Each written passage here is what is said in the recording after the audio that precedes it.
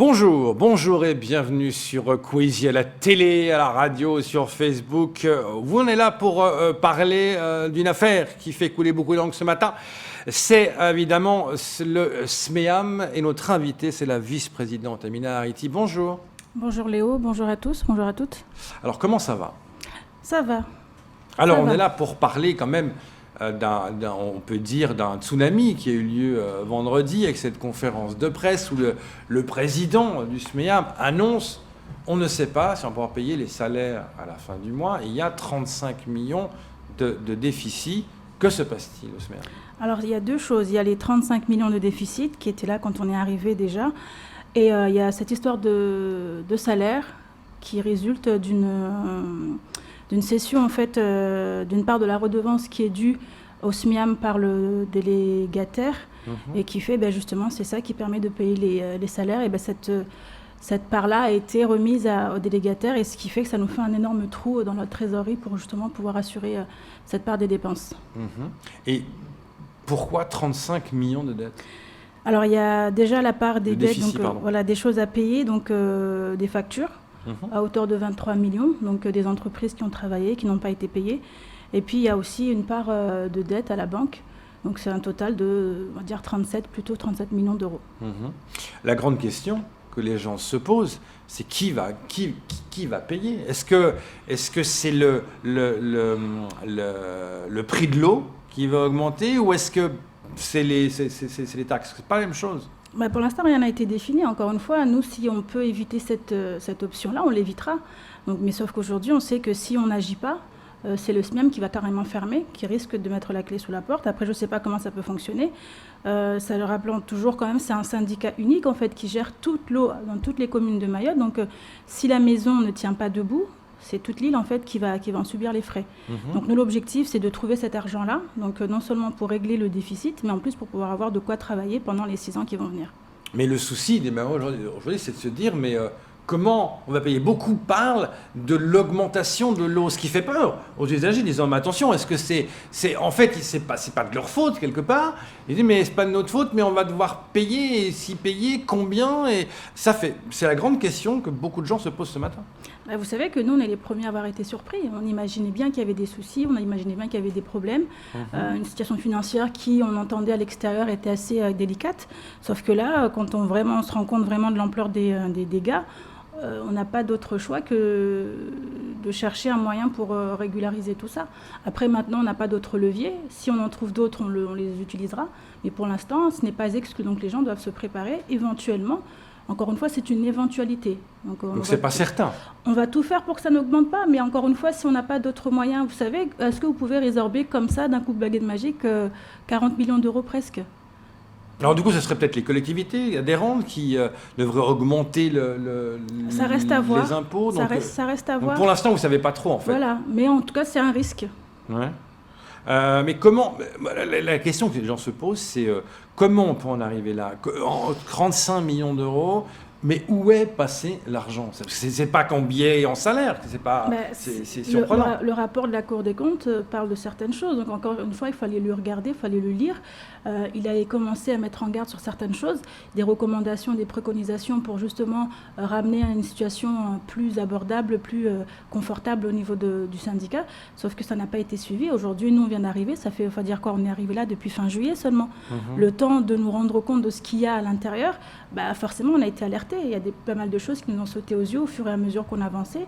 Au fil des jours, on se dit non, on peut pas faire comme si de rien n'était, on ne peut pas être dans le déni. Il faut qu'on dise les choses et puis qu'on puisse trouver des solutions, parce que c'est ça, encore une fois, qui nous intéresse. Comment on va faire pour pouvoir fonctionner ? Comment on va faire pour pouvoir aller au bout de nos projets ? Parce qu'on a été élus pour ça. Justement, c'est quoi les différents projets que vous allez mettre en place ? Quelle est la ligne directrice actuelle maintenant du SMEAM ? Alors moi, quand je suis arrivée, quand j'ai récupéré le portefeuille eau potable, je me suis adressée aux techniciens, aux agents, voir un petit peu où est-ce qu'on en était, et surtout au niveau des investissements. Et force est de constater que très peu d'investissements ont été faits depuis des années, ce qui fait qu'aujourd'hui on a un réseau qui est quand même assez défectueux, avec beaucoup de casses, beaucoup de coupures qui sont liées justement à ces problèmes techniques-là.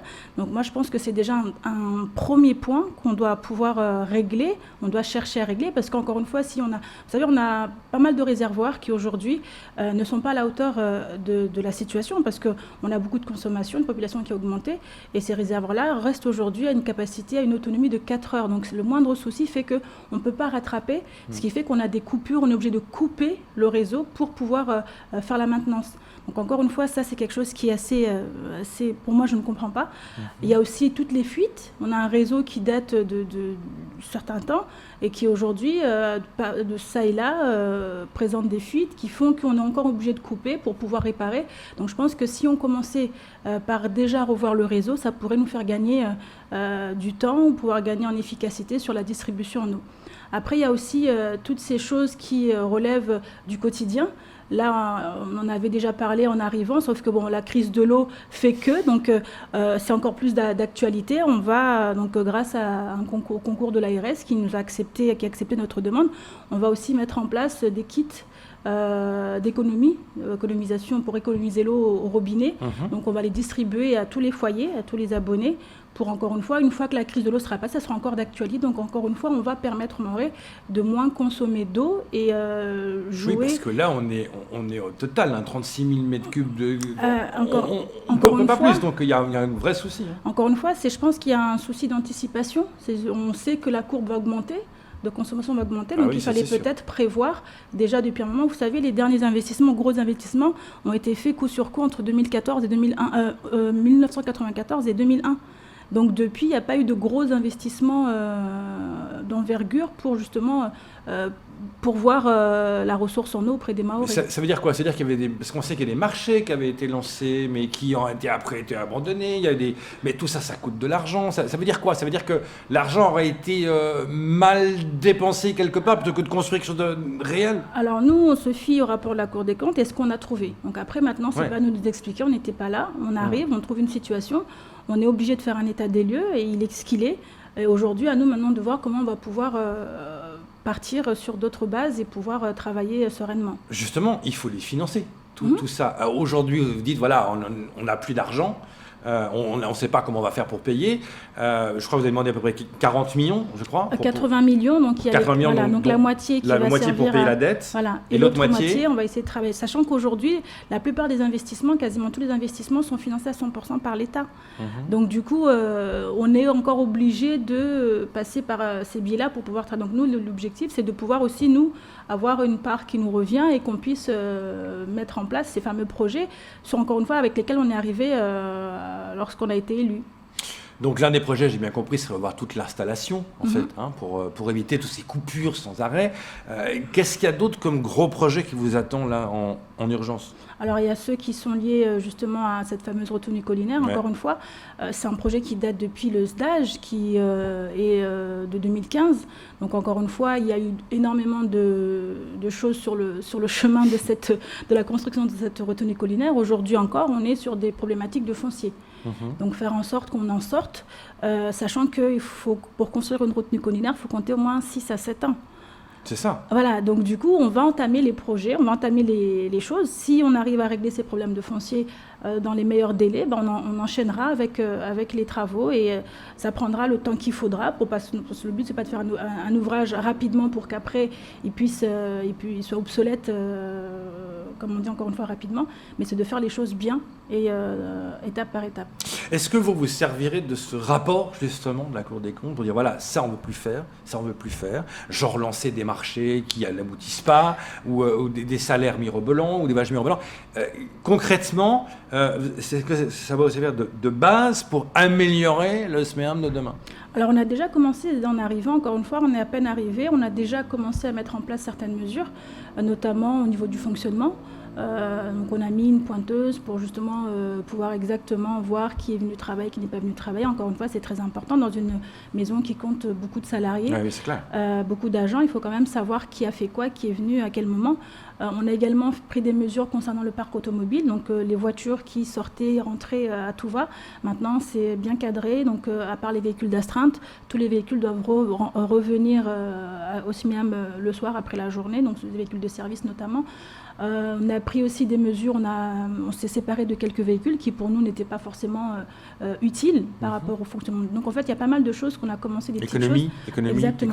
On fonctionne. Comment a réagi le personnel ? Même les portables, en fait, on a éliminé les portables inutiles, donc les élus n'auront pas de portable là parce que, encore une fois, c'est une dépense sur laquelle qu'on peut économiser. Bah, c'est clair. Donc, quand on a 38 millions... Il y a pas mal de choses en fait qu'on essaie... C'est ce que c'est, ça ne fera pas forcément d'effet immédiat, mais en tout cas, ça commence déjà, c'est déjà un début. Comment ont réagi les différents agents ? Vous avez dit, écoutez, voilà, maintenant, il faut pointer. Après, c'est comme partout, hein, c'est des nouvelles habitudes à prendre. Certains étaient un peu réticents, mais là, aujourd'hui, ça fonctionne. Les gens pointent, les agents pointent. Et aujourd'hui, quand ils entendent le patron dire, je ne sais pas si je vous paye à la fin du mois... c'est la surprise. Ça ne va pas être évident pour eux. J'imagine que ce matin, normalement, ça ne va pas être... c'est pas évident pour nous non plus de l'annoncer, vous imaginez, parce que nous, on arrive et on va nous pointer en disant qu'on n'a pas payé les salaires, alors qu'on arrive dans une maison qui n'avait déjà pas les moyens de les payer. Alors, autre chose qui me titille un peu, c'est que vous êtes élu de la commune de Mamoudzou, dans l'opposition, et vous êtes au SMIAM, mais comment vous allez défendre Mamoudzou alors que vous êtes dans l'opposition? Donc, vous êtes supposé être pas forcément d'accord avec le maire. Et comment vous allez pouvoir jongler quelque part entre ces deux casquettes? Alors, si je suis arrivée au SMIAM, c'est via l'Académa. Oui. Donc, parce que l'Académa est membre du SMIAM, donc c'est la seule intercommunalité en fait qui est membre du SMIAM pour l'instant.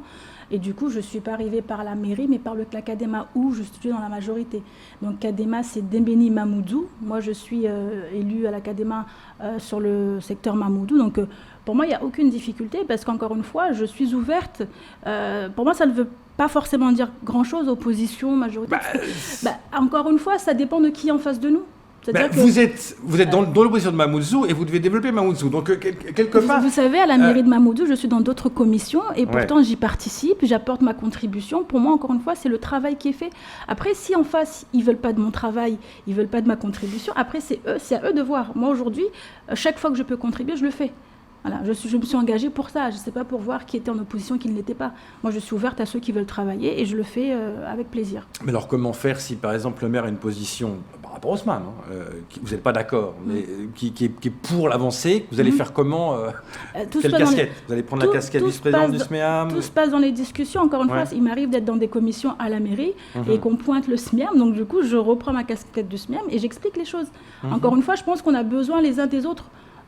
Pour fonctionner, Voilà, la mairie de Mamoudzou n'a aucun intérêt à contrer le SMIAM pour contrer le SMIAM. C'est qu'aujourd'hui, on a des raccordements à faire à la mairie de Mamoudzou. Cette crise de l'eau touche tout le monde. Donc, encore une fois, pour moi, il faut qu'on arrête d'être dans ces oppositions systématiques parce que c'est pas de mon camp. On a chacun nos partis, éventuellement nos colorations politiques. Mais encore une fois, l'objectif, c'est de servir les intérêts des Mahorais. Moi, c'est comme ça que je me positionne. C'est là où je m'inscris. Au SMIAM? Au SMIAM et ailleurs aussi.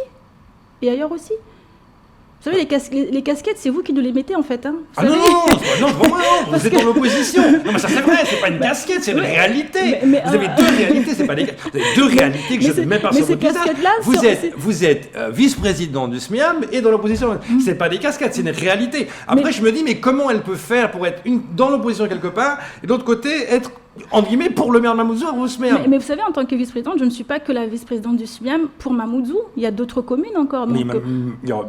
Mamoudzou aussi, c'est l'un des grands... Oui, mais toutes les communes aujourd'hui ont besoin d'eau, ont besoin d'être développées, ont besoin d'avoir un réseau en eau qui fonctionne. C'est ça la particularité du SMIAM. C'est-à-dire qu'on a toutes les communes. Donc aujourd'hui, s'il y a un souci dans une commune, un maire ou un délégué peut venir me voir, me dire il y a ça qui ne fonctionne pas chez moi. Donc encore une fois, c'est vous qui voyez que l'aspect Mamoudzou.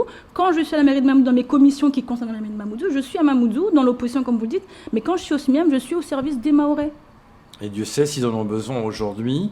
Donc, premier thème maintenant, c'est quoi? C'est d'abord trouver les financements. Est-ce que maintenant c'est acté ou est-ce que c'est encore en discussion par rapport à ces 80 millions-là? On est encore en discussion, bien avancé, donc on espère qu'on aura des réponses assez rapidement. On parle d'un prêt sur 50 ans? Exactement, un prêt sur 50 ans, donc qui sera remboursé, voilà. Et c'est justement 40 ans, 50 ans pour certains. Le souci, c'est ce remboursement.